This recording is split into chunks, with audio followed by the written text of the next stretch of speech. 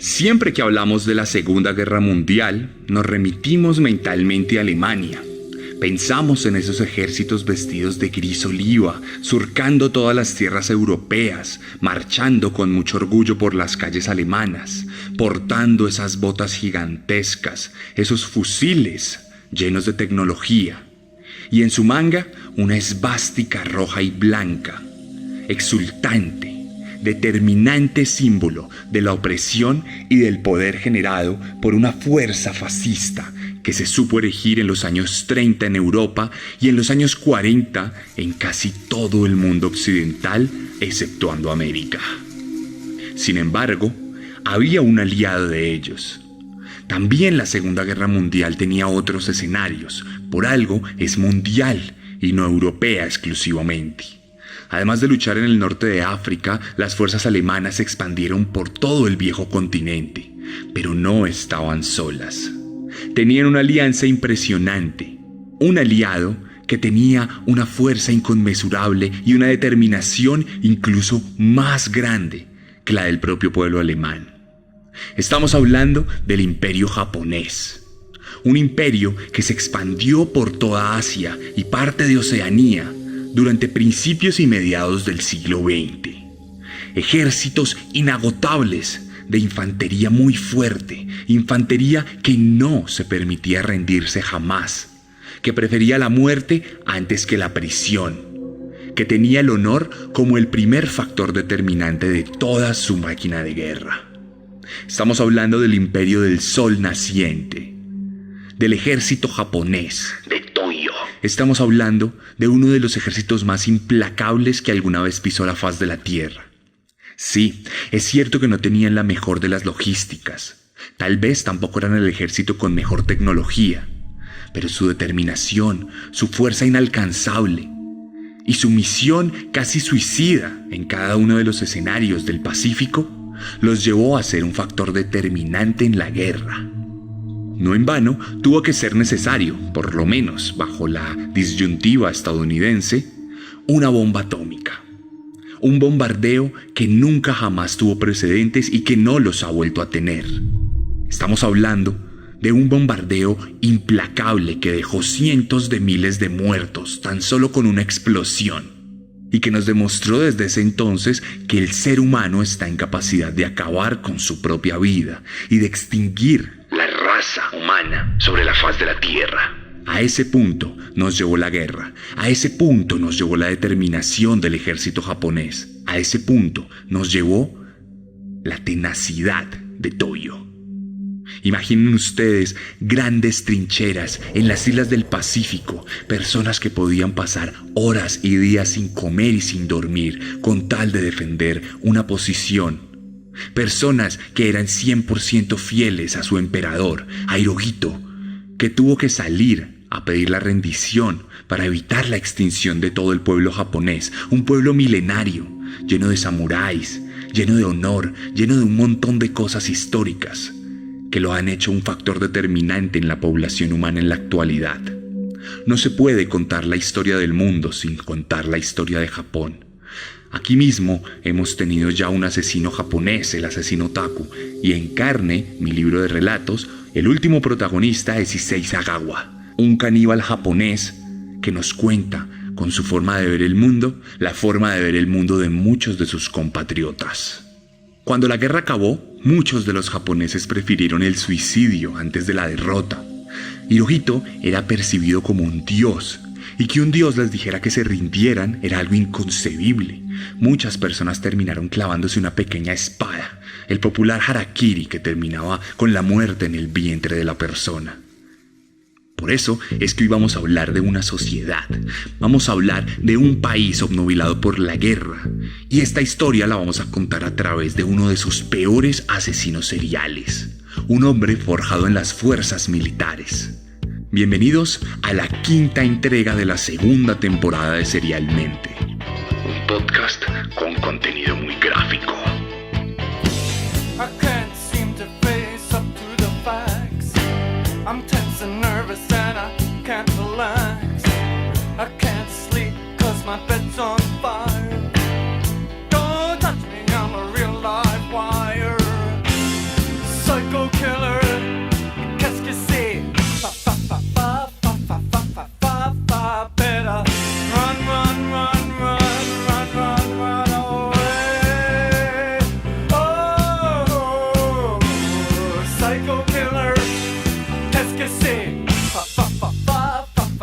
Y como ya bien lo saben y lo escucharon, en esta ocasión nos vamos directo al lejano oriente. Nos vamos al país del sol naciente, porque la historia que hoy les voy a contar tiene que ver mucho con ese apartado pacífico de la Segunda Guerra Mundial, muy a pesar de que nuestro protagonista no llegó a luchar en ella.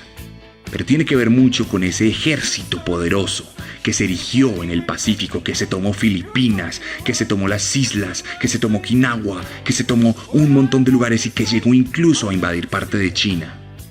Hoy les voy a contar la historia de un monstruo tremendo y horrible. Hoy les voy a contar la historia de un hombre implacable, que no fue más que el resultado de su propio contexto. Hoy les voy a contar la historia de Yoshio Kodaira, el violador de Toshigi.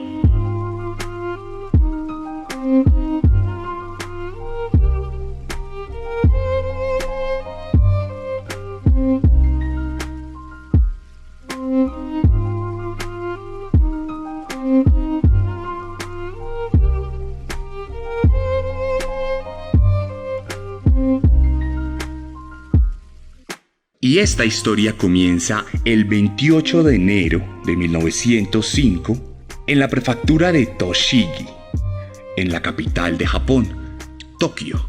Tokio está dividido en prefecturas, así como Bogotá está dividido en distritos, como Ciudad de México está dividido en colonias, como Medellín está dividido en comunas. Asimismo, estaba dividida la ciudad por aquel entonces, y esta de Tohishi era naturalmente una de las más pobres y desiguales en la ciudad. Digo naturalmente porque ya es común que serialmente los asesinos crezcan en un entorno social completamente destruido y al borde de la miseria.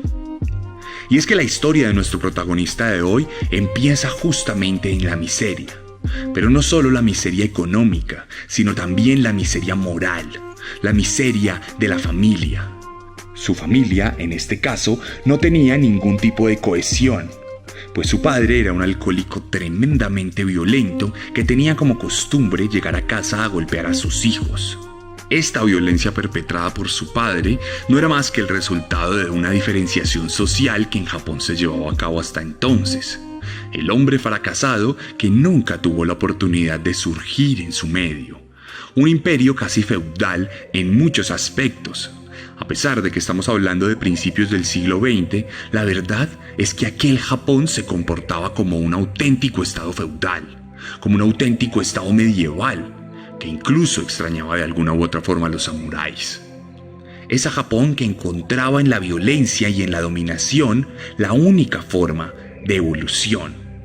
Así que desde aquel entonces Japón empezó a agrandar su ejército, empezó a crear, basándose en la infantería, una horda implacable que pronto se expandiría, porque Japón no se empezó a expandir en el mundo hasta la Segunda Guerra Mundial. Lo hizo mucho antes. Lo que pasa es que estamos hablando del Pacífico lejano y para nosotros eso no hace parte de la historia. Pero sí que hizo parte de la historia de Yoshio Kodaira. Un hombre que sufrió la violencia de su padre durante toda su infancia, lo cual le generó una serie de problemas a la hora de entender la escuela y de entender toda la parte académica que se gestaba a su alrededor. Pero no porque tuviera problemas cognitivos como en nuestro anterior capítulo, sino porque se trataba de un hombre tremendamente agresivo que nunca aprendió en su casa cómo debía tratar a los demás a su alrededor. Nunca tuvo de ninguna manera muestras de amor o de afecto que le generaran esta forma de empatía que se gesta dentro de todos nosotros. Por esta razón, cuando Kodaira empezó a ir a la escuela, tuvo una serie de problemas constantes. Sus malas notas se mezclaban con las incontables peleas que tenía día a día. A la casa llegaban notas de los profesores mostrando su evidente preocupación por el comportamiento violento de Kodaira. Kodaira no se medía, no aceptaba un no como respuesta, no aceptaba desacuerdos y mucho menos aceptaba que a alguien le faltara el respeto. Mucho antes de cumplir los 10 años ya se había mostrado como el hombre más violento de la escuela. Incluso los más grandes que él le tenían un poco de miedo. Kodaira fue el resultado de la crianza violenta de su padre, quien lo único que tuvo para enseñarle fue la violencia.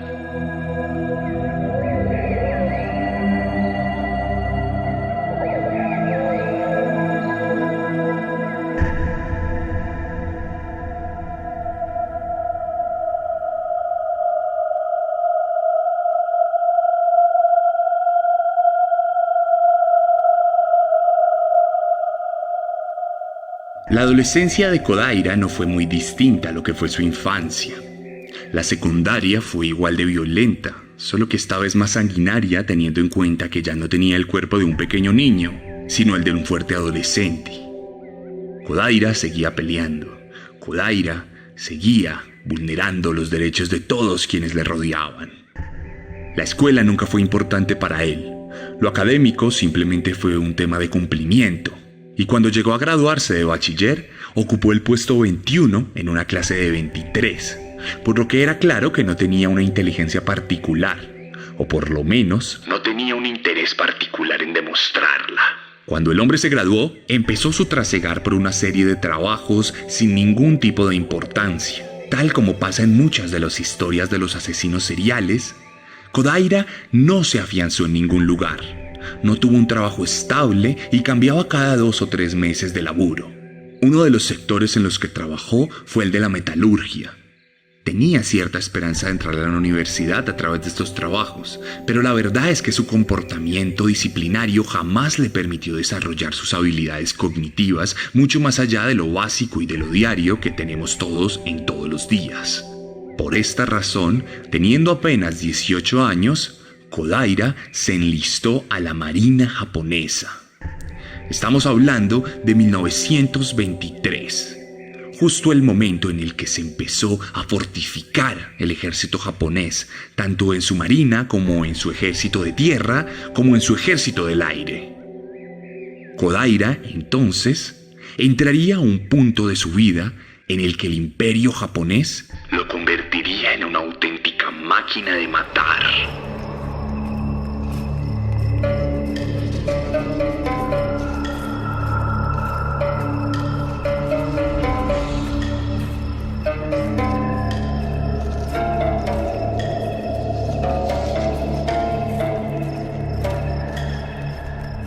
Los japoneses y los chinos han tenido disputas desde tiempos inmemoriales.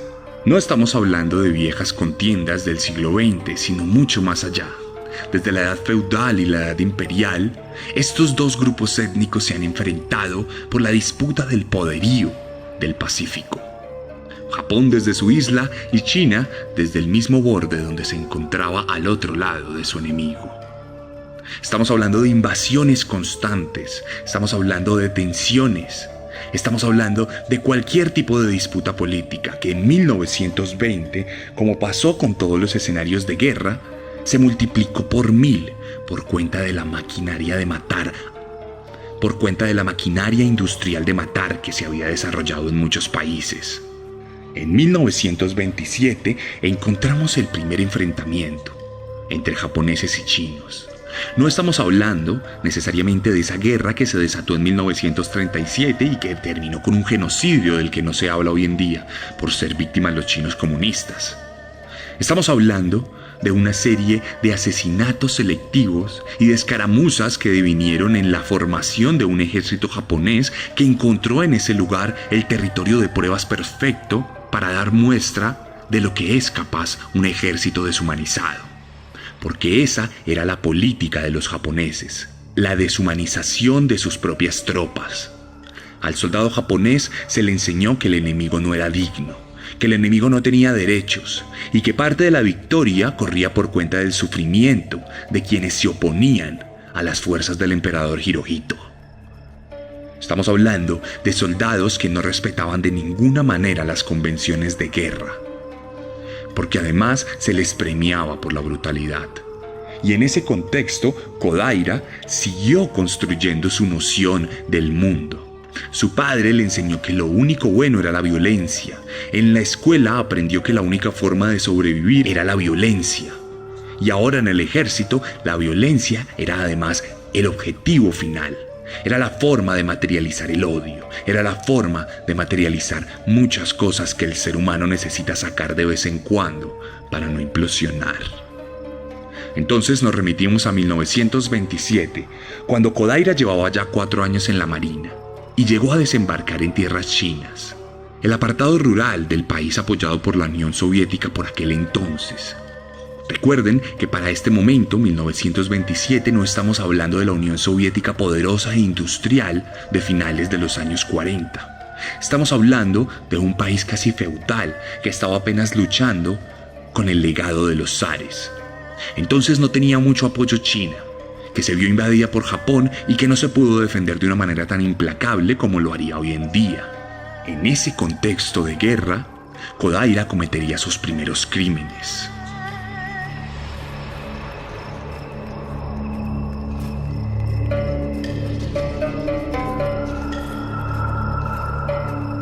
Cuatro o cinco de mis camaradas y yo entramos en una casa china. Amarramos al padre y lo encerramos dentro de un closet. Nos robamos toda su joyería y violamos a todas las mujeres. De hecho, clavamos una bayoneta en el vientre de una mujer embarazada y sacamos el feto de su propio estómago. Yo fui parte de esas situaciones depravadas y amé y disfruté cada segundo de ellas.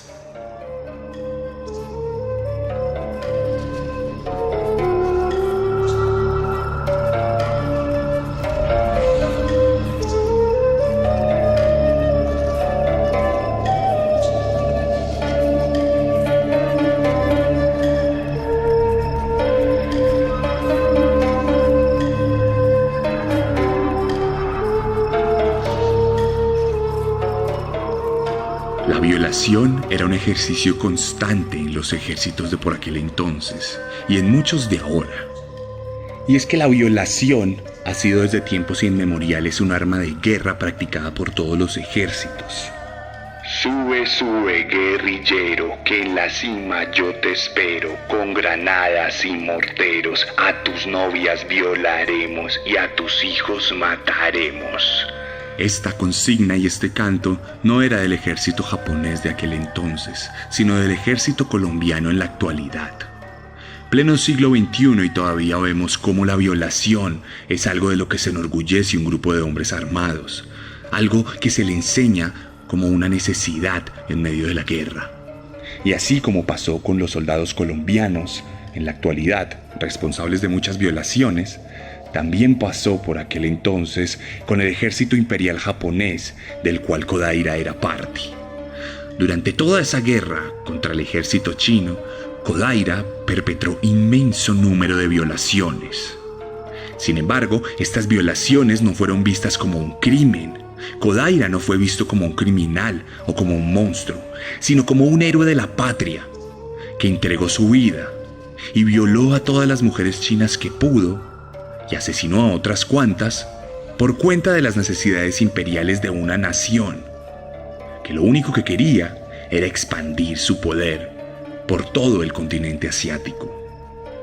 Expandirse a través de la violación, de la misma forma en que lo hicieron los soldados serbios durante la guerra de los Balcanes.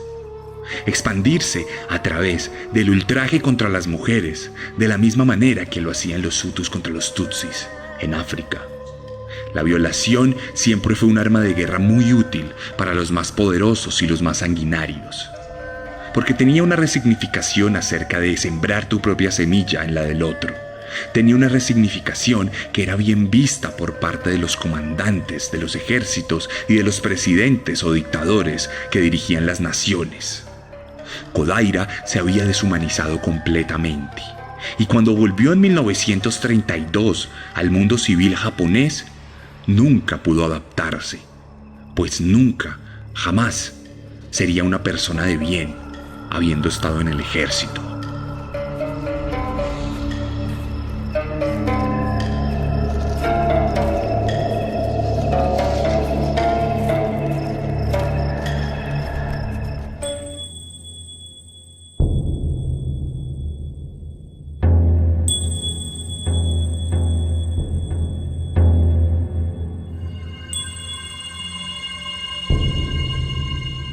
Poco tiempo después de haber dejado el ejército, Kodaira se casó con la hija de un sacerdote japonés. Entablaron una relación amorosa, una familia tradicional, pero entonces Kodaira acusó a la mujer de haber tenido un hijo con otra persona. Simplemente negó su paternidad sobre su propio hijo y decidió emprender aquella mentira acerca de que era de otro hombre. Ella huyó donde su padre y su padre la defendió. Para resolver la disputa, Kodaira resolvió que lo mejor era tomar una barra de hierro, un tubo metálico, y atacar al padre de la mujer, el cual se oponía a dejar que se encontraran nuevamente. El ataque fue tan increíblemente agresivo y tan violento y fuerte que Kodaira terminó asesinando a su propio suegro. Además de eso, hirió a otros 6 miembros de la familia, convirtiéndose en una bestia de matar que estaba reviviendo aquellos momentos en las tierras de China. Esto le costó a Kodaira una sentencia de 15 años de trabajos forzados. Sin embargo, en 1940, cuando la guerra ya se había desatado y cuando Japón ya había invadido un montón de espacios de todo el Pacífico, Kodaira fue liberado en medio de un armisticio general que buscaba engrandecer las tropas japonesas. Sin embargo, él en su condición de veterano no tuvo que entrar al ejército nuevamente y fue liberado en el terreno civil japonés. El monstruo estaba nuevamente libre.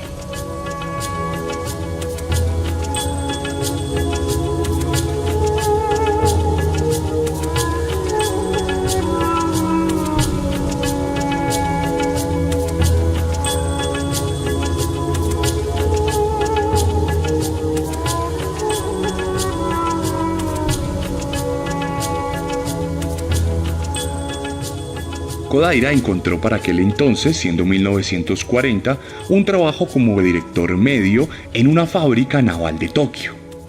La mayoría de sus subordinadas eran mujeres, puesto que por aquel entonces todos los hombres estaban en el campo de batalla, razón por la cual tenía a su disposición una serie de féminas a las cuales veía como simples objetos, de la misma manera en que vio como objetos a las mujeres chinas que cayeron bajo su manto y su arma. En este punto de su vida, Kodaira se dedicó a espiar a las mujeres, se dedicó a hacer huecos en el baño femenino y en ver cómo se comportaban en la privacidad.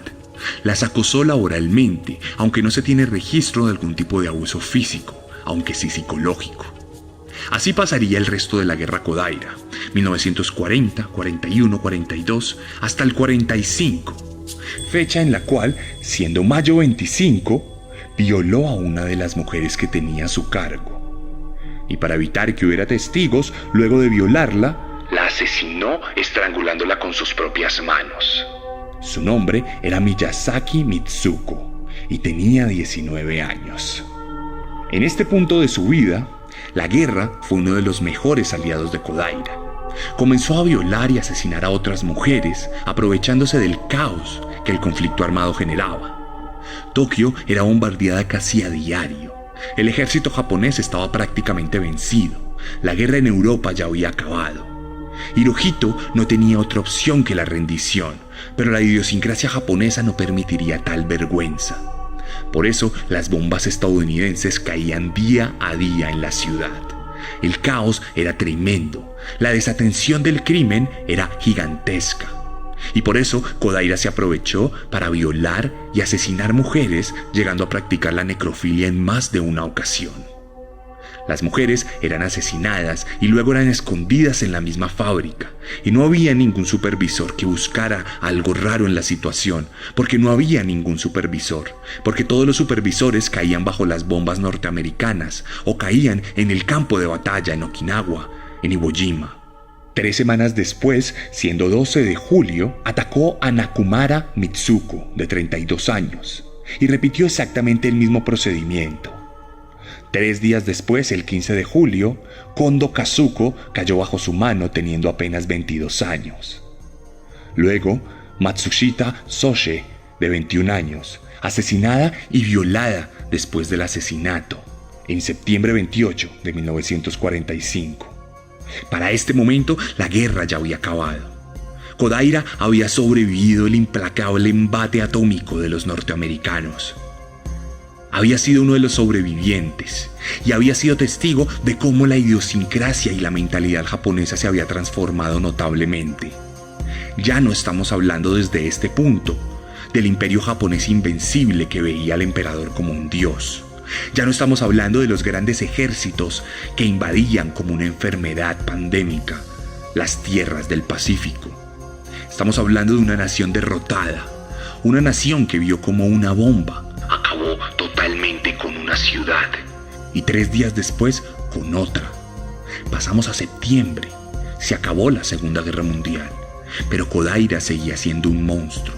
Kodaira seguía siendo un asesino, que esta vez ya no se refugiaba en el caos, sino que se refugiaba tremendamente en la desolación derrotista de una nación vencida.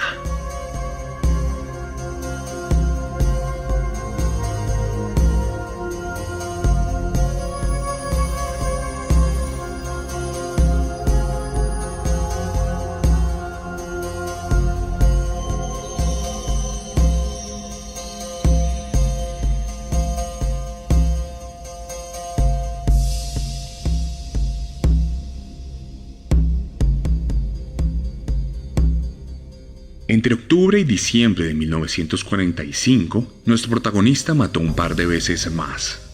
Luego se tomó una pausa de 6 meses en las que no cometió crimen aparente, pero se deleitó con la forma en que su país se había transformado.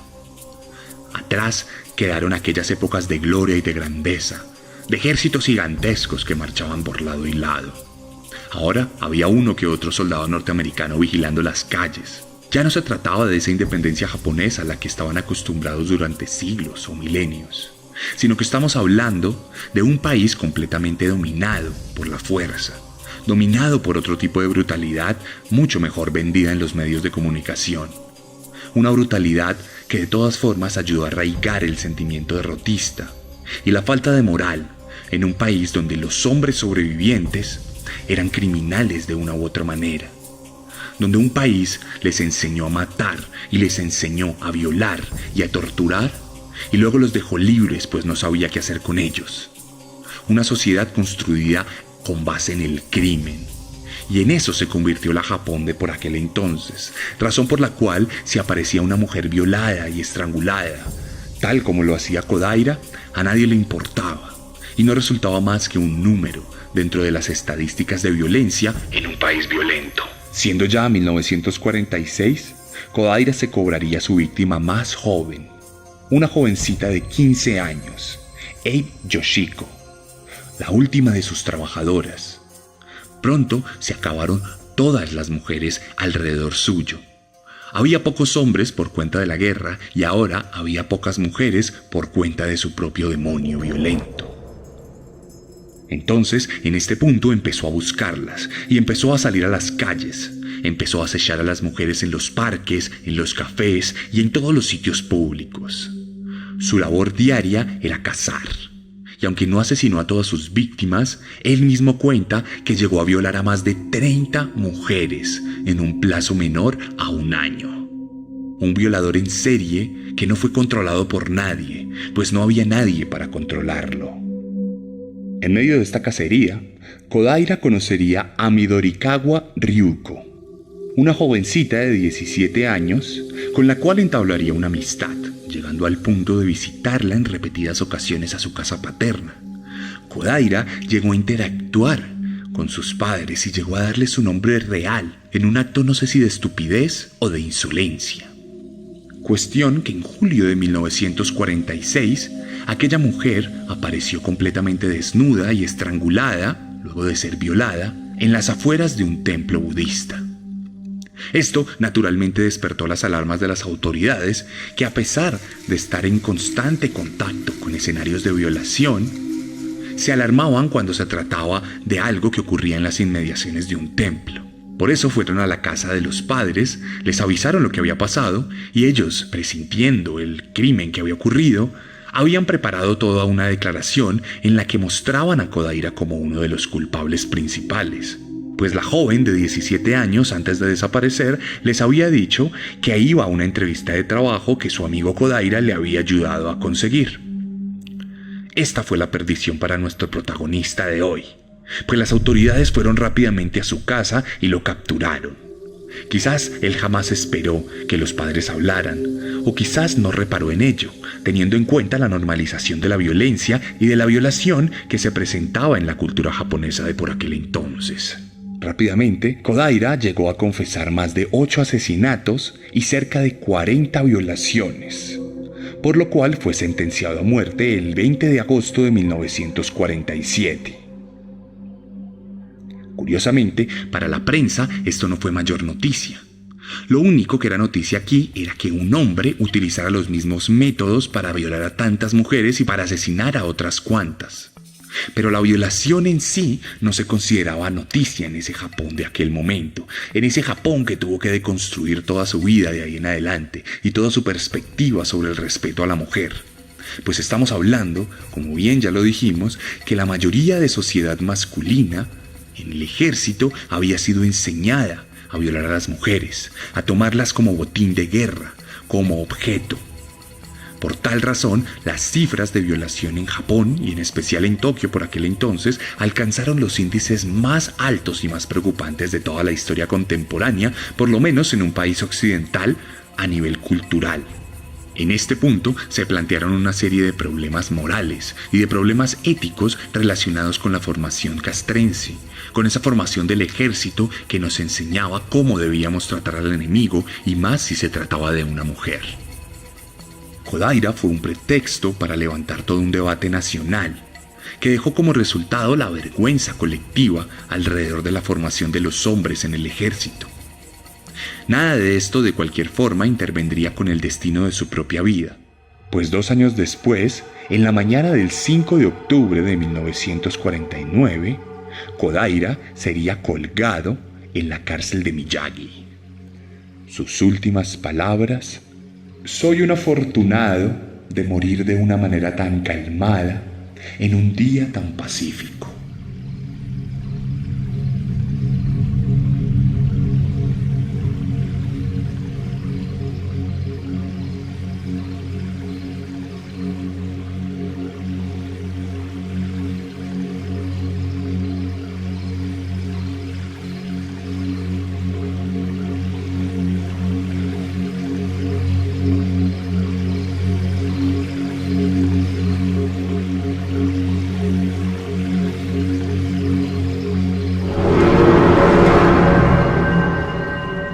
La historia que aquí les acabo de contar da cuenta de una disyuntiva moral alrededor de la violencia, de la muerte. Vemos a un hombre que evidentemente tiene problemas morales, que evidentemente tiene problemas de control de violencia. Estamos hablando de un psicópata, de un monstruo tan increíblemente asqueroso como lo han sido casi todos los protagonistas de Serialmente. Y sin embargo, también estamos hablando de un héroe nacional. Estamos hablando de un soldado que recibió condecoraciones por hacer las mismas cosas por las que fue juzgado por su mismo gobierno años después. Cómo la violencia se convierte en un medio legítimo para lograr lo que queremos. En qué punto el asesinato deja de ser algo reprochable para convertirse en algo admirable. De qué manera construimos nuestros discursos alrededor de la violencia dependiendo lo que sacamos de ella. ¿Por qué está mal asesinar a un hombre en un callejón oscuro para robarle un celular? Y en cambio está bien asesinar a miles por cuenta de una bandera erigida en la cima de una montaña. Yoshio Kodaira fue el resultado de la violencia sistemática. Fue el resultado de una formación violenta en su casa y en su nación. Y su misma nación lo juzgó por ser violento. ¿Cuál es la diferencia entre las 30 mujeres japonesas que fueron violadas y las probablemente cientos de mujeres chinas que también fueron violadas por el mismo hombre? ¿En qué momento bombardear una ciudad se volvió más honroso que matar a un hombre a hachazos, como decía Dostoyevsky? De esto va un poco mi novela Letargo, donde entramos de cierta manera a esa disyuntiva moral que se nos plantea alrededor del homicidio. No se puede contar la historia del mundo sin contar la historia de la violencia. ¿Por qué hablamos de violencia en Serialmente? ¿Por qué hablamos de homicidios? Porque los asesinos seriales están entre nosotros, porque hacen parte de lo que somos, porque puede ser tu vecino, tu tío, tu hermano, puede ser cualquiera, y cualquiera está sujeto a esos demonios, porque en muchas ocasiones esos demonios nos gobiernan como sociedad. Pasó en la Alemania nazi, pasó en ese Japón imperial, pasa en los países de la actualidad. Entonces creo que ahí es donde está el valor real de hablar, porque esa sociedad Es la que nos construye como monstruos, para luego tirarnos y señalarnos como monstruos. La historia de Yoshio Kodaira, guardando las proporciones de muchas maneras, es la historia de todos nosotros. La historia de monstruos en reposo, dispuestos para la violencia.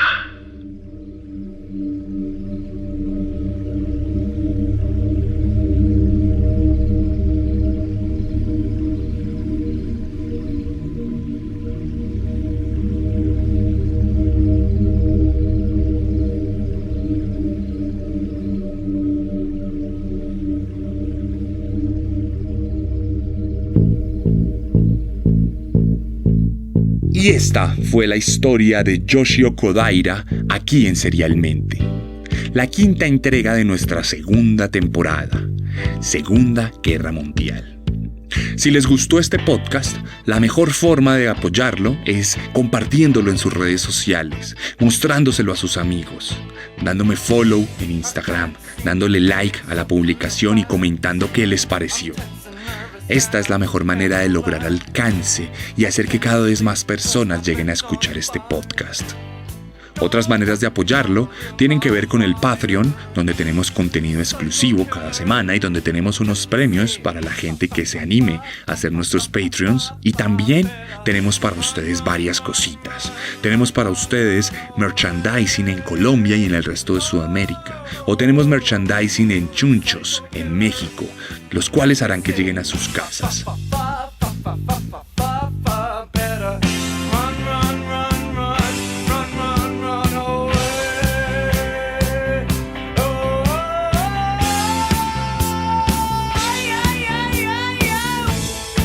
Este 24 de abril tenemos un evento, el Psicomuseo, en Bogotá.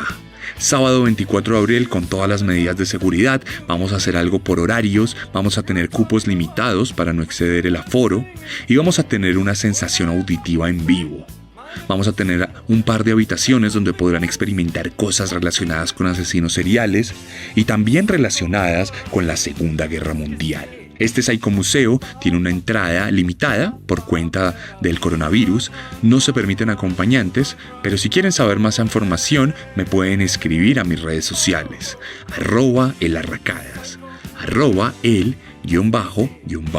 @el_arracadas. Allá mismo también me pueden escribir si quieren adquirir alguno de mis libros. También pueden ir a mi página web, sebastiancamelo.com. Mis libros están disponibles en todas las librerías de Colombia, también a través de mi Instagram, y en México están disponibles a través de Chunchos, @chunchosmx. Si les gusta mi forma de narrar en cada uno de estos capítulos, estoy seguro de que les va a encantar el doble mi forma de narrar en la literatura. Recuerden, son 3 libros: Descenso, Carne y Letargo. Y para los fans de los cómics tenemos Herederos de Caín, la primera saga de cómics de asesinos seriales en Colombia. No siendo más, nos escuchamos la próxima semana con un nuevo monstruo. Porque recuerden que siempre podemos ser peores. Qu'est-ce que c'est? Better.